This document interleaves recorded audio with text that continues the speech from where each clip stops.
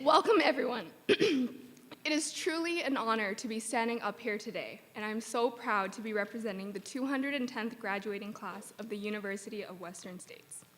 Even though Portland weather truly had it out for our group, we somehow still made it. Well, our journey started here some 3 years ago, and some might recall that Portland snowed that year, which meant our first day was canceled, and so was our second. In a condensed program such as this, it became very hands-on very fast as soon as we got started. We barely got to know each other before starting Palpation Lab, and needless to say, we became fast friends as we poked and prodded each other and bonded over cadavers. We spent countless nights and drank way too many cups of coffee contemplating what a negative theta X was, smart pelvises and dumb pelvises, and of course, the biochemistry of Costco cake. In many ways, we've spent the last 3 years growing up together. For some of us, we actually learned how to do laundry for the first time in the campus health clinic. And for myself and others, this was our first time away from home, the first time away from what felt safe. Some of us were bright-eyed college kids with hopes that someday we'd be a doctor. Others had lived lives we could only dream of before coming here. We annoy each other like siblings, but we take care of each other like family. And we can even throw the occasional tantrum. Along the way, we've become this sarcastic, compassionate, and occasionally dysfunctional family. It wasn't always easy, but I'm sure the grown-ups in our lives told us it wouldn't be. The days felt like nights thanks to the Pacific Northwest as we all acquired severe vitamin D deficiencies. On days it felt impossible to get out of bed for another 7:30 class, when even the penguins we managed to keep on our icebergs realized it was probably safer to hop off and swim. We were picked up by our peers and reminded to just keep going. We all developed upper cross syndrome as we sat for more hours than we could count, carrying the burden of our endless exam seasons as well as our crippling student debt.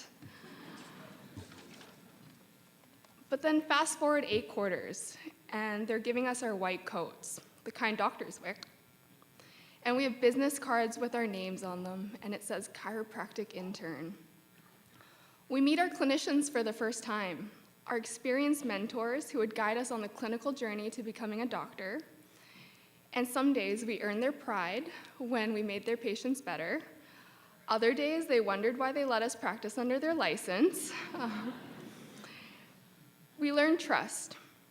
Trust that our shaky friend who drinks too much coffee could locate a vein and do a blood draw in stab lab. Trust that maybe one day the word showtime won't raise our heart rate and make us start sweating and avoid eye contact. Trust that we've learned enough to conquer our exams and conquer way too many national boards.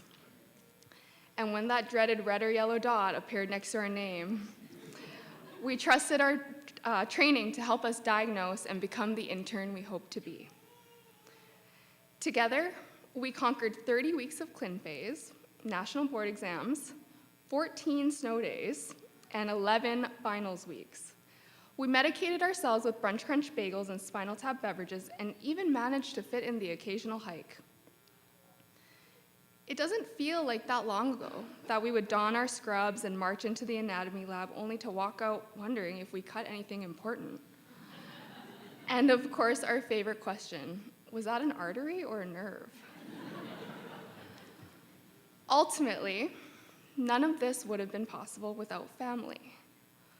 Whether your family be your friends who feel comfortable enough to be honest about your new haircut, or the people you might choose to call mom and dad, it takes more than 12 quarters and student loans to grow a chiropractor. Thank you to instructors and staff members who commit themselves to our learning and devote their time into making us chiropractors. Thank you to our families and loved ones, both those who have joined us today and also those thinking of us from afar. Thank you for being on the other end of a crying phone call, a hug, or gave us some tough love when we needed it. You have had our backs for the past 3 years, and now we have yours.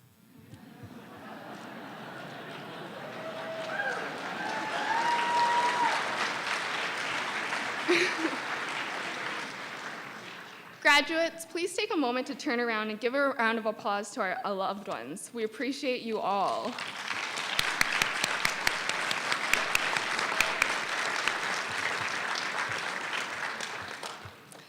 And now to end the first half of my speech. I'm just kidding, we're almost done, you're doing great.